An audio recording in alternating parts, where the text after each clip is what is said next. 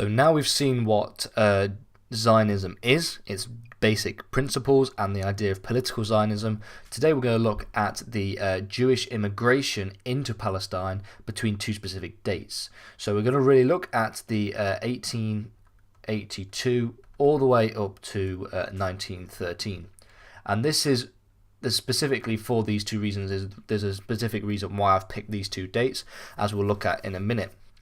So what really is important here is that for us to understand that around 1882 to 1913, we only have a small and unorganized group of immigration into Palestine. So there is no organization into Palestine.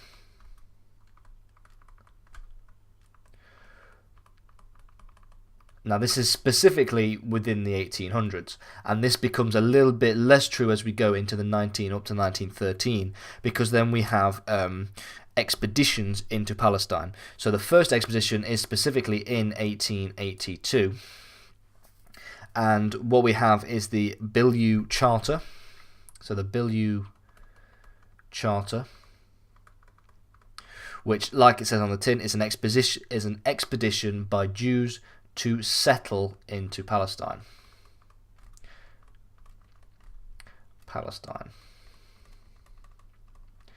And this is really what is considered the first Aliyah, which is a term I'm going to write down. So this here, so the Bilyeu Charter is what historians really like to call the first Aliyah, which this term basically just means the first wave of Jewish immigration into Palestine. So we just have the first wave. So that's what this really stands for.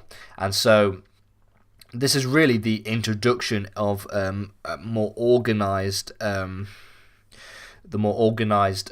immigration into Palestine. So the first Aliyah is this Bilyeu Charter, this Bilyeu expedition to settle in Palestine, and then the second Aliyah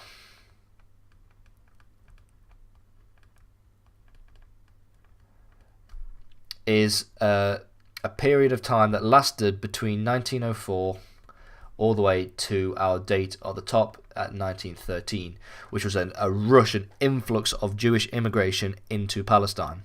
And so these came, the majority of these were Russian Jews,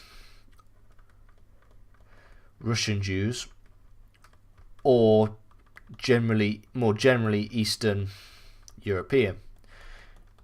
And this is because of a series of pogroms.